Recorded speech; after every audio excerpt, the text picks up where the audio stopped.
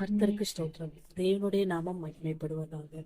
My time for God. இன்னைக்கு நம்ம பார்க்க போறது என்னுடைய இந்த வாழ்க்கையில நான் கடவுளுக்காக, அதாவது ஏசப்பாக்காக நான் என்னுடைய நேரத்தை எவ்வளவு செலவு பண்றேன்றதை பத்தி தான் நான் இன்னைக்கு பேச போறேன். இப்போ 24 ஹவர்ஸ் இன்னைக்கு இருக்குன்னா, இந்த 24 ஹவர்ஸ்ல நான் எவ்வளவு நேரம் கடவுளுக்காக செலவு பண்றேன்.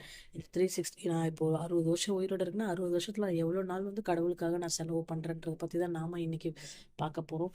மண்டே டு சண்டே எடுத்துக்கோங்களேன். மண்டே டு சாட்டர்டே நம்ம ஒர்க் போவோம். ஸோ நம்மளுடைய வேர்ல்ட்லி திங்ஸ் எல்லாம் பார்க்குற வரைக்கும். அதே சண்டே எடுத்துக்கோங்க. சண்டே நம்ம கடவுளுக்காக செலவழிக்கிற நாளாக இருக்குது. ஆஸ் அ கிறிஸ்டியன் நமக்கு சண்டேன்றது ரொம்ப முக்கியமான நாளாக இருக்குது.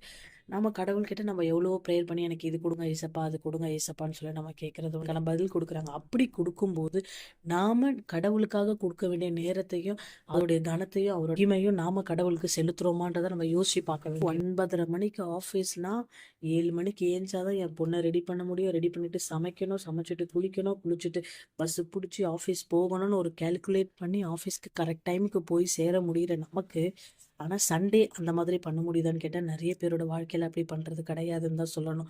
நீங்களே எடுத்துக்கோங்களேன்.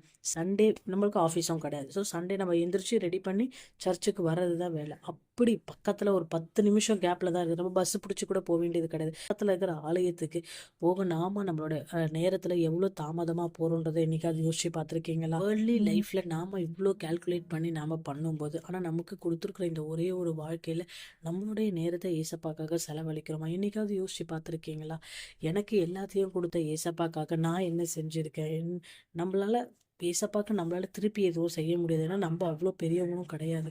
அப்படி இருக்கிறப்ப நம்மளால என்ன செய்ய முடியும்? நம்மளுடைய நேரத்தை அவருக்காக செலவழிக்க முடியும்.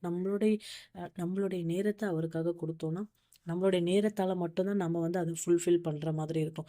ஸோ அந்த நேரத்தை நாம் ஏசப்பாக்கு கொடுத்துருக்கோமா? என்னைக்காவது நீங்கள் யோசிச்சிருக்கீங்க?